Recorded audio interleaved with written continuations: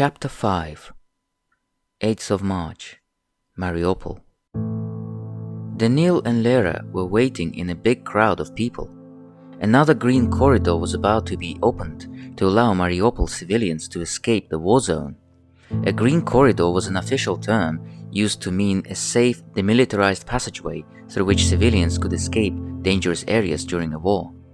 In the last few days, 2 such corridors were established in Mariupol, but they quickly collapsed due to unexpected shelling, and the evacuations failed. This time round, Daniil hoped the evacuation would work. He knew that he and his sister had to try escaping. It was hopeless to stay in a city that was gradually edging closer to its inevitable doom. Their parents had gone missing and were probably dead. Their apartment was destroyed. The invaders kept getting closer, and the city's basic services were continuing to fail. In the last few days, there had been frequent power cuts because of shelling, with no electricity for days, and clean water was also hard to come by. Food in the supermarkets was running low, and the canned supplies weren't enough for everyone. If they didn't leave now, things would only get worse. The people in the crowd were very anxious. They wanted to get out of this place as soon as possible, but many were doubtful if that would ever happen. There were a few buses waiting at the bus stop already, and the queue of civilians towards them was growing by the minute. "I get a feeling that we'll be stuck here for good," said Lera to her brother all of a sudden. "Don't think like that. We'll find a way." Daniil refused to surrender himself to the situation. "It is not up to us, and you know it." "Would you rather that we don't try?" "No, that's not what I said. I just don't believe in hope anymore." Lera's words were very glum. Daniil could understand what she was feeling. To a large degree, he felt the same way. But something deep inside of him refused to give up. He was a fighter, and he was going to do everything possible to get himself and his sister to safety. He knew that they had to survive this no matter what. Someone ahead gave a signal and buses opened their doors.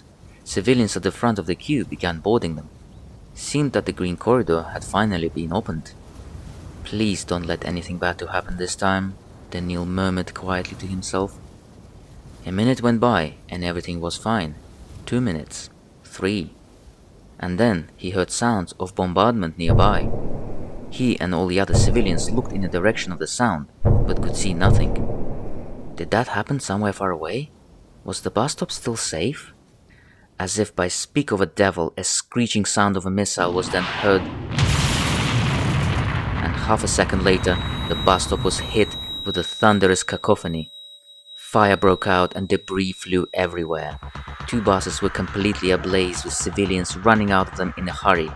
Huge clouds of black smoke were coming from the bus stop. The crowd began scattering away quickly. Daniil grabbed his sister by the hand and followed suit. It was no longer safe staying there. It was never really safe there to begin with. All these promises of green corridors were all lies. Daniil felt angry with himself for even hoping that all this could work out. The first 2 times the civilian evacuations failed should have been a sign.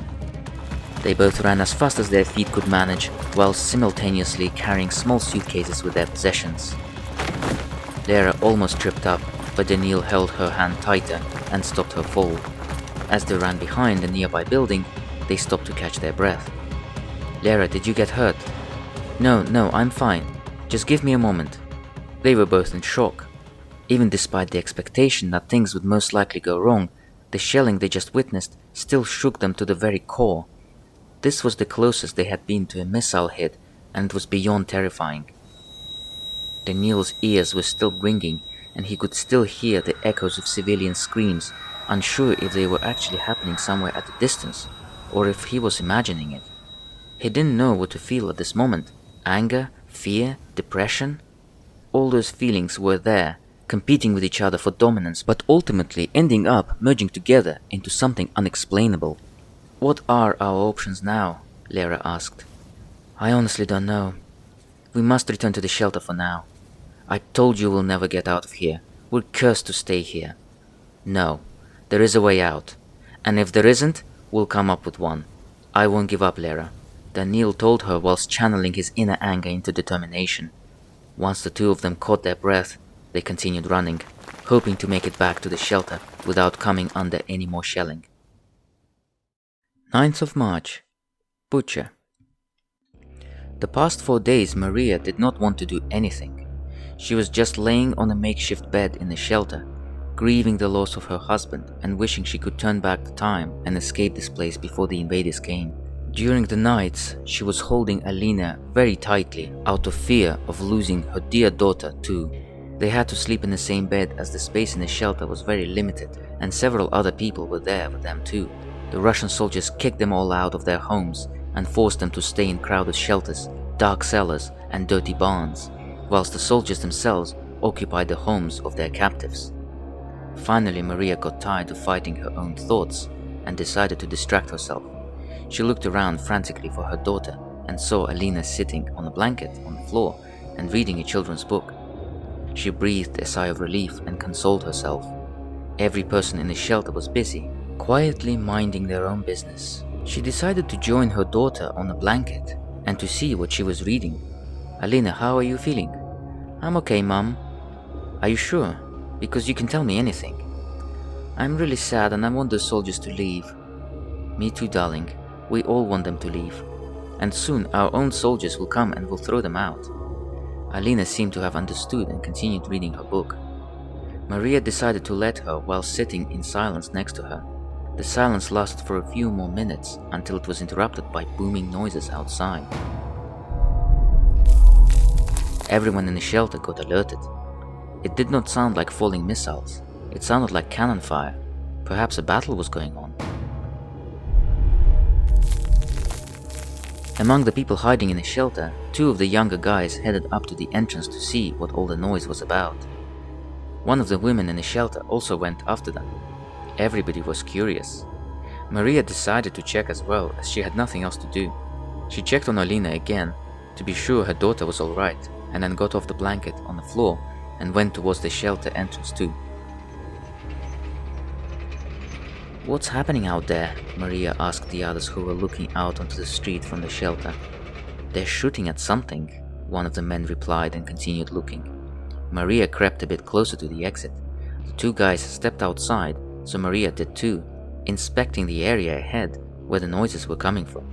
A moment later, Maria spotted one of the tanks moving along the road and stopping. It got into position and then fired with its cannon, causing more deafening noises. "They're shooting at the parked cars on the street," one of the men then said. "What for?" Maria asked. "Some kind of sick entertainment for them." Maria did not want to stay there any longer. She just turned back and walked inside the shelter. She felt like she and her daughter were stuck in this hell for a while, needing to put up with cruelty, humiliation, and destructive behavior of the occupiers until somebody taught them a lesson. 10th of March, Kiev. Kiev city was fortifying itself for days whilst it continued getting besieged by the Russian army. Although the enemies were repelled, they remained around 30 kilometers from the city and were attempting to encircle it. Many volunteers were helping to get the city prepared in case the worst came to worst and the enemies got inside. Alexei was among them. Over the last week, he and Dmitro kept joining many others who were setting up barricades all over the city, covering historical monuments to prevent them getting destroyed, digging trenches, and helping to set up hedgehogs on the roads. Hedgehogs were sturdy metallic barricades that consisted of 3 steel beams welded together across each other. They were useful in impeding the tanks, in case any enemy tanks managed to get into the city streets. "Oh, I'm drained," Alexei said after he placed yet another sandbag onto a barricade and sat down on it. He could feel himself sweating underneath his warm jumper. "You need a break. You've been here since the early morning," Dmitro noted. "Well, every minute each of us gives is crucial. What if the enemy gets inside the city tomorrow? We need to be ready for any scenario." "Yeah, I understand you, brother. By the way, I'm going to be helping to deliver some supplies over the next few days to places on the outskirts of the city. Defenders and civilians in those areas need regular deliveries. Would you be willing to come as well?" "Of course. It will be a bit more engaging than just digging trenches non-stop."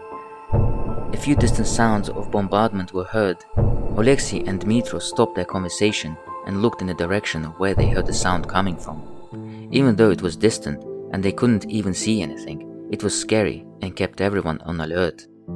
They needed to be ready to flee into cover at a very short notice in case bombardments got closer. "Alright, I better resume the work. Alexei got back up onto his feet when his phone suddenly rang. Dmitri shook his head and laughed as Alexei sat back down and took his phone out of the pocket. His mum was calling him. He answered the call. "How's it going, Mum?" "Alexei, it is great to hear your voice. How are you managing everything? You've not called for 2 days and I've been starting to get worried." "Just been busy helping to set up city defenses. And when coming back home, I've been so exhausted that I've been falling asleep right away." "I see. Please be careful and watch yourself.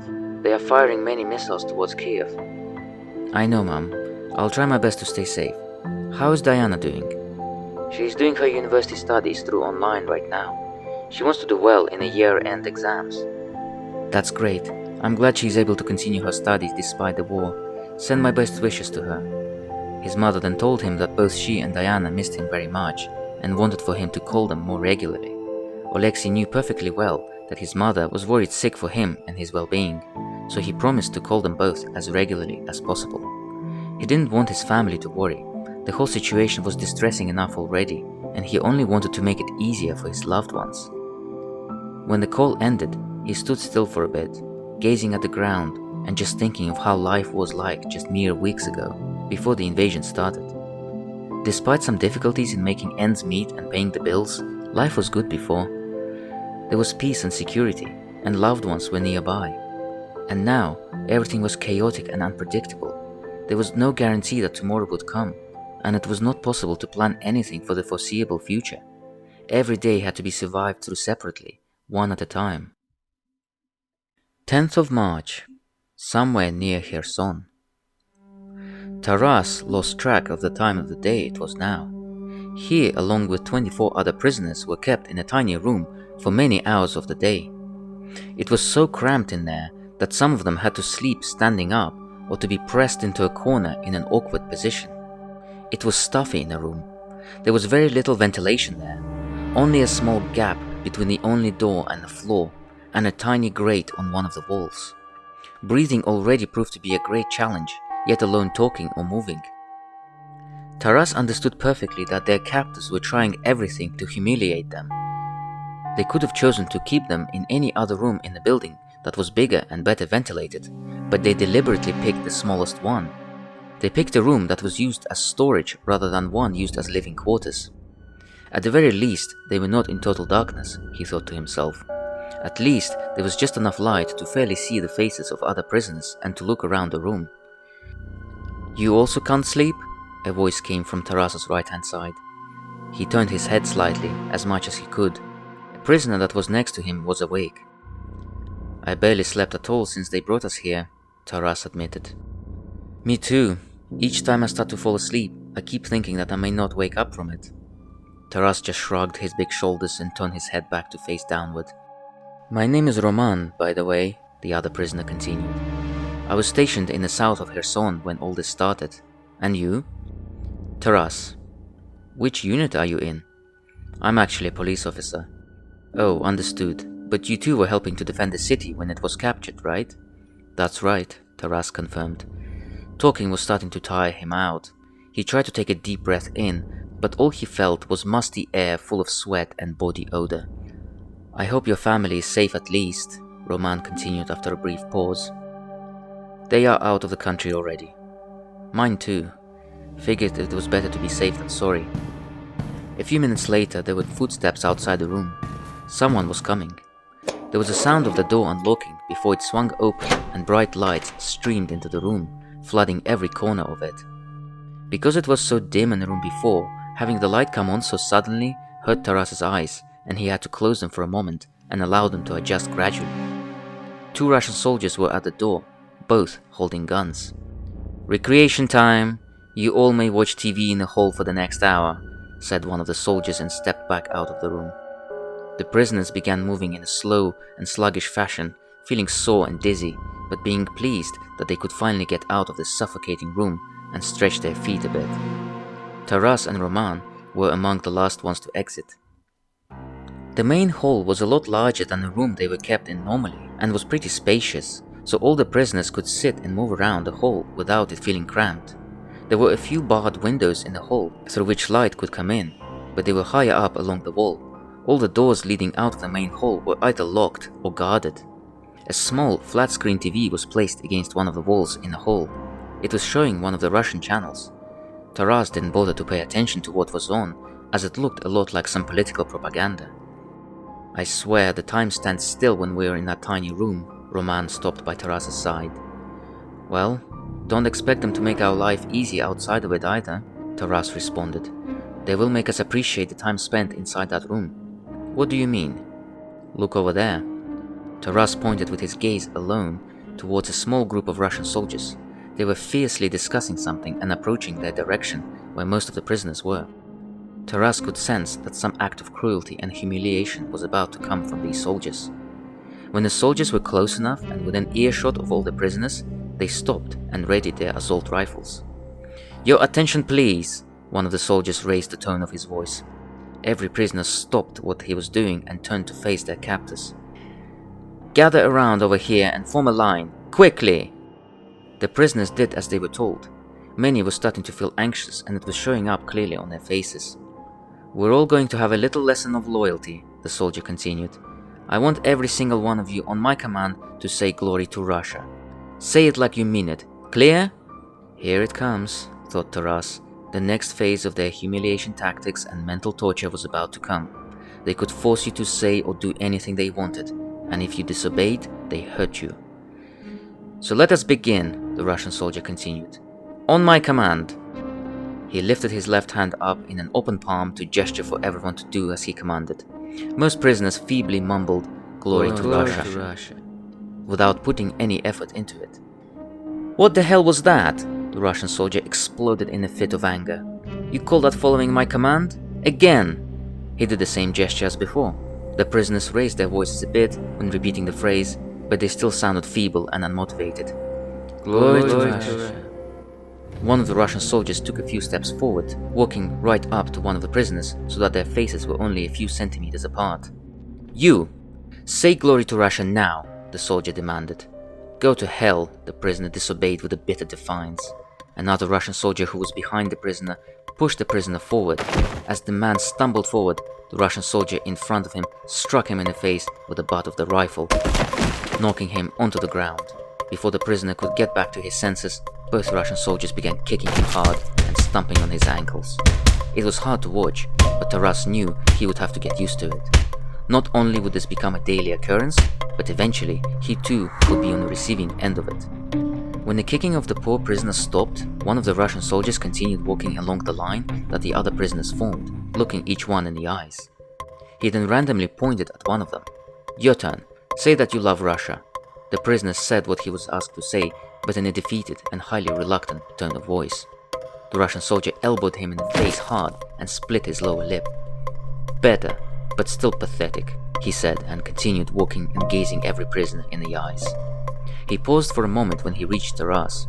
He was noticeably shorter than Taras, but continued trying to intimidate Taras with his fierce gaze. A moment later, he struck Taras with the butt of the rifle in the ribs. Taras felt a sharp influx of pain and clutched the spot where he was hit, trying hard to suppress any grunts. "I don't like how you're looking at me, you filthy scum," the Russian soldier said to him. "You better watch your body language." Finally, the soldier walked back a few steps to where other soldiers were standing. A few seconds of intense silence followed before he turned to the prisoners again. "We'll keep doing this every day until I hear you all admit loud and clear how much you love Russia. We'll beat that Ukrainian defiance out of you. For now, get back to your activities. You have 45 minutes of free time left." The Russist soldiers turned around and headed for the other end of the main hall, leaving the prisoners free to do what they wanted for some more time. The man who was beaten up was still on the ground, holding onto one of his knees that was kicked hard. A couple of other prisoners walked over to him to help him up. The others dispersed slowly, simultaneously feeling an uncontrollable rage and a crushing despair. "You all right?" Roman asked Taras. "Yeah, that was to be expected. Fucking orcs only like the language of violence. Nothing good ever comes from them. We'll need to be strong if we want to endure their attempts at humiliating us. And we need to stick together as a whole group. When the time comes, these orcs will get what's coming to them." Taras said that last sentence with a hint of anger and determination in his voice. He was sure he would make the Russian soldiers pay for everything. He just needed to think on how to do it. 11th of March, Mykolaiv. Solomia was about to finish her shift for the day. It was a long and tiring shift, like any other over the past 2 weeks. Her mental state continued to be fragile, although the initial wave of hopelessness had subsided. Now there was just a numb and aimless feeling of limbo that dominated her mind. As she walked down the corridor, preparing to leave the hospital, a senior nurse, Vera, came up to her. "Solomia, before you go, can you come here for a minute?" Solomia agreed and followed the nurse. Unexpected situations were common these days, so Solomia was expecting that perhaps her help was still needed. She was exhausted both mentally and physically, but she was always prepared to help other people, especially if their lives depended on it. Vera led her into a nearby ward. As they entered, in a hospital bed directly in front of the door, Solomia saw a little girl. The girl was unconscious, with a life support machine attached to her. Upon a closer look, Solomia saw that the girl's left arm was gone, and there was just a bandaged up stump in its place. Seeing the little girl in such terrible state, Solomia's heart began pounding hard. "What happened to her?" she asked, her voice quiet almost like a whisper, and a small tear was now coming down her face. "This is Zlata. She is 10 years old. There was some cluster bomb attacks in the city these days," the senior nurse replied. "Our enemies are relentless and cruel, as you see." Solomia heard about the cluster bombs. These were bombs that upon exploding released smaller bombs that would pepper a small area with more explosions. Such weapons were banned for use on civilian areas, but it was obvious by now that the enemy did not care for civilian casualties and was deliberately conducting such acts of terror. Vera then continued. "When it hit the apartment building, a few of the smaller bombs got into this girl's apartment and destroyed it. Both of her parents died instantly while trying to protect her. She's lucky to be alive and to only lose one arm." "Will she make it?" "I don't know. She's stable for now. We'll do everything we can to save her, but anything can happen down the line. I'll need a few of our nurses to be checking up on her regularly and being here to monitor her condition. Would you be up for this in your next few shifts?" "Absolutely," Solomia agreed without even a thought. She felt very strongly for this little girl and wanted to do everything possible to save her life. "I'll be here every day if I have to." "Thanks, Solomia. I knew coming to you was the right decision. You were always great with the kids. Now there's one other thing regarding her." "I'm listening." "We've checked all the records and it appears she doesn't have any family left. All grandparents are dead and neither mother nor father had any siblings. She's an orphan now. And perhaps the hardest thing is having to tell her that her parents are gone if she pulls through and wakes up." "We'll think of something. The main task right now is to make sure she recovers," Solomia said, and Vera seemed to be in agreement with that. "Alright, Solomia. She'll be in your care then during your upcoming shifts. Go and get some rest now. You really deserved it. You've been working yourself to the ground these few days." Solomia exited the ward and back into the corridor. She couldn't get Zlata's physical state out of her mind. The poor little girl's life was hanging by the threads, and all her family was now gone, and she had no one. Once back in the corridor, Solomia saw Pavel, the captive Russian soldier whom she treated a few times over the last few days. A couple of nurses were with him, filling in some forms. "Hello," Pavel greeted her. "Thank you for everything you've done for me. I'm being discharged now." Solomia warmed up to Pavel a bit, despite the feelings of bitterness and hatred she held towards the enemy army. Pavel seemed to have been repentant and understanding about the horrible things his country was doing. "Glad you're better now," Solomia acknowledged. "Where will you be taken now?" "A camp for prisoners of war. I'll be doing some manual labor work there. Tough days ahead then, just like for the rest of us." "I'll manage it," Pavel was full of purpose. "If helping your people through manual labor is what I need to do to atone for my sins, then I'll do it." "Thank you, Pavel. I wish all the Russian soldiers thought the same way. Best of luck to you there. And to you." Solomia grabbed her belongings and left the hospital a few minutes later. It was evening time already, and the sun was setting. A lot of thoughts were racing through her head. Most of all, she couldn't get Zlata out of her head. She felt some kind of connection to that little girl, that she needed to protect her. On the way home, she decided to take a small detour and walk through the city streets a bit. She needed to have some time to put her thoughts in order. Everything in her head was in chaos, and she felt that her life came to a standstill and got turned inside out. She began asking herself if there was a purpose in continuing living, or if this was the end, whether it was just easier to abandon this world and not experience any more pain that it had to bring.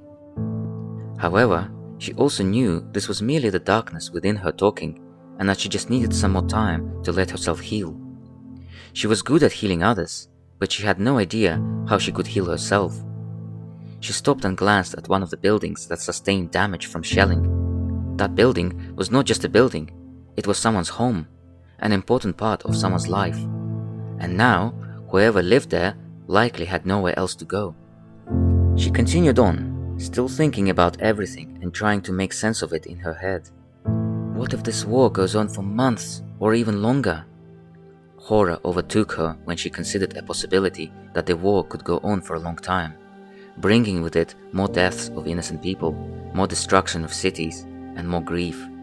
And worst of all, there was nothing she personally could do about it. She always believed that when there were problems in her life, she was always within power to make changes and fix those problems. But what could she do about a war? What could she do about Timur's death? These events were beyond her control, and she was absolutely powerless to change them. She sat down on a bench in the park, still thinking, deciding on her future, if there even was one. Living each day as though it was her last, this kind of existence was not sustainable.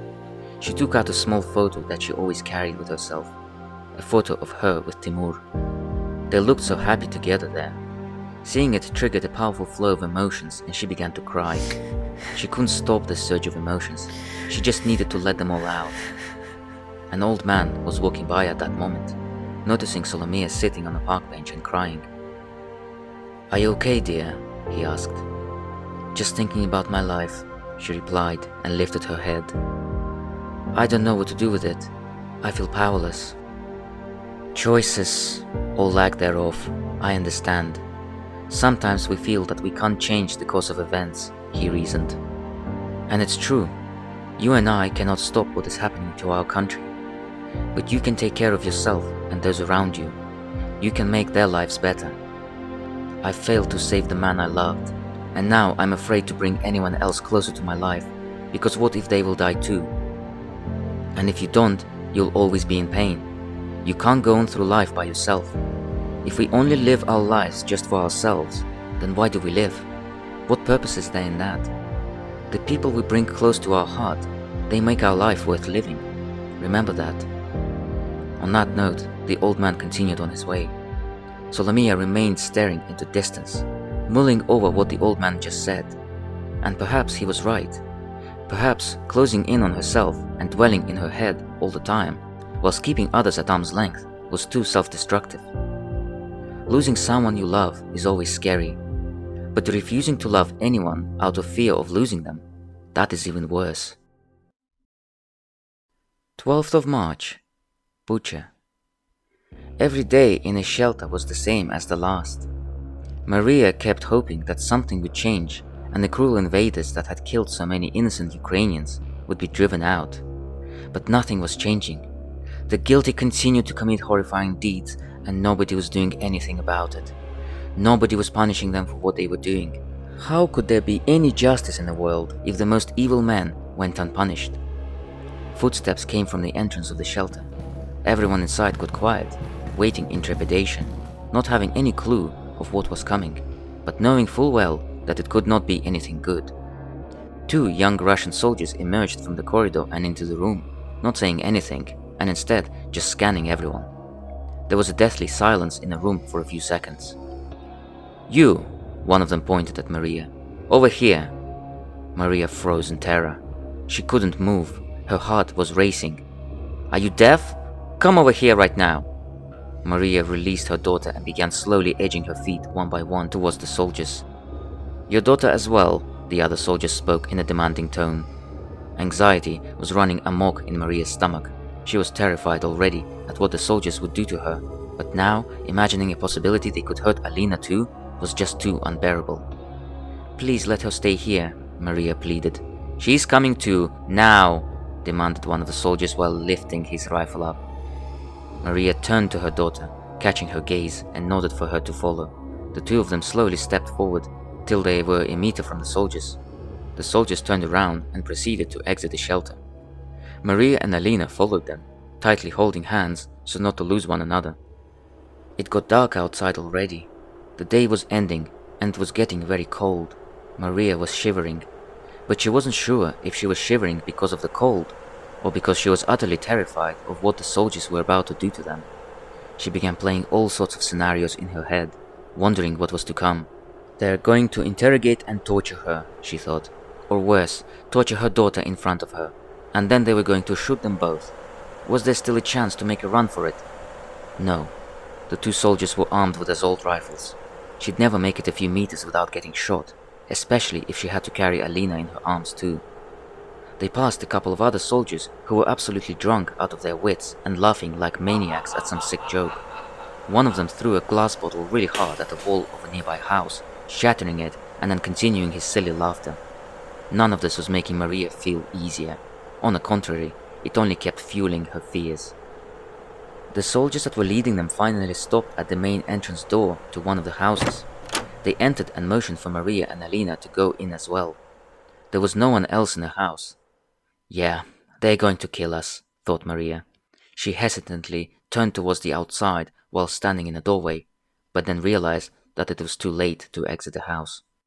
One of the soldiers shut the door and began aggressively shoving Maria into the room. Now take your clothes off, dear, the more hideous of the two soldiers said whilst grinning. Maria hesitated. The other soldier grabbed Alina by the shoulder and pointed a gun to her head. Do as he says, or your daughter gets it. Maria wanted to fall to the ground and cry here, but she knew she had to be strong. She couldn't endanger Alina's life. She couldn't allow them to hurt her. Quietly, but with great vacillation, she unbuttoned her jacket and took it off. She was doing it all slowly, trying to stall time, as though hoping that something would change in the few seconds she was adding to each action. Go on, the hideous-looking soldier pointed at her top so that it could come off next. With trembling hands, Maria grabbed onto her top and began slowly taking it off. An ice-cold lump was churning in her stomach. The hideous soldier stepped closer to her once her top was off, gazing her up and down, his breath stinking of alcohol. He reached his hand forward to touch Maria, but she instinctively pulled back and slapped his hand out of the way. That appeared to have enraged the soldier. Right, I will not have this kind of behavior here, he yelled. Kneel down right now. Maria did as he told, hoping not to anger him anymore. Put your hands on the floor. Do it! Hesitantly, she put her hands on the wooden floor. A sharp pain suddenly jolted all over her body, and she screamed before even realizing what happened. The fingers of her right hand were burning from pain beneath the Russian soldier's boot. When he took the boot off her hand, she pulled it back and grabbed onto it, screaming in agony and unable to open her eyes. It seemed as though all sensation was lost from her fingers, while simultaneously they were throbbing from immense pain. She could hear Alina weeping and her heart sank even more. When Maria finally managed to stop screaming and opened her eyes, the hideous soldier grabbed her other hand and sharply twisted her wrist. She could hear bones crunching and a jolt of pain now in the other hand too. Stop, please, she begged. Will you be a good girl then? The soldier asked while bringing his face down to her level. Maria didn't say anything. She couldn't. She was still groaning from pain. I'll take that as a yes. Now get up. Maria obeyed whilst avoiding eye contact with that monster of a human being. He set his gun down and then grabbed her by the shoulders on both sides. Hurry up, Pasternak. I want to have a go at that big-titted beauty too. The other soldier spoke from the other end of the room while still holding Alina firmly. Shut up, Sokolov. You'll get your turn. He then crudely pushed Maria onto the armchair that was behind her, causing her to lose her balance and fall onto it. Maria knew she could not fight back, or else they would hurt Alina, but she continued feeling weak and helpless, not knowing how she would endure being raped by two repulsive human beings, and right in front of her daughter. Pasternak leaned down closer to her. The abhorrent stench of his breath was making her sick. She continued avoiding his gaze, looking instead at his feet. His hands were now gliding all over the top part of her body, groping her crudely.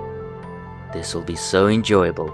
I am going to liberate you, dear," he said, his hands now starting to move down to unbutton Maria's trousers. Maria closed her eyes. Her lower jaw was trembling in anticipation of the horrors that were about to come. All of a sudden, a loud gunshot. Her ears rang and she lost her senses for a brief moment. An explosion of blood splashed all over her face. Instinctively, her first thought was that they murdered her daughter.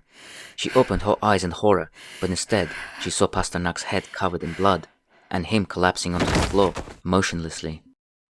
She looked up and saw a man at the entrance. The door was half open and the man was holding a gun. "What the hell?" the other Russian soldier exclaimed whilst turning to face the door. Momentarily, a second gunshot was heard. Maria's heart jumped out of her chest and she froze. A second later, the other Russian soldier collapsed onto the ground too. Alina was kneeling down on the floor, holding her ears closed with her hands in fear. The man at the door did not waste any time.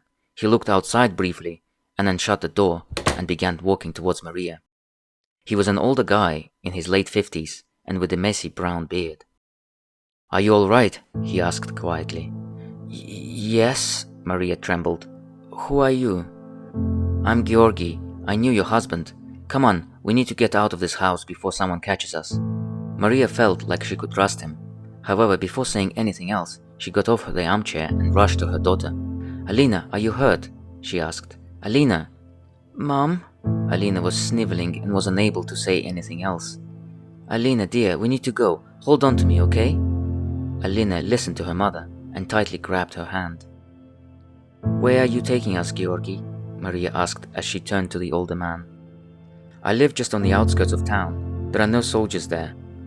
But they are all over the street. They won't see us. Just stay close to me." Georgi opened the door to the outside and looked out, scanning all directions.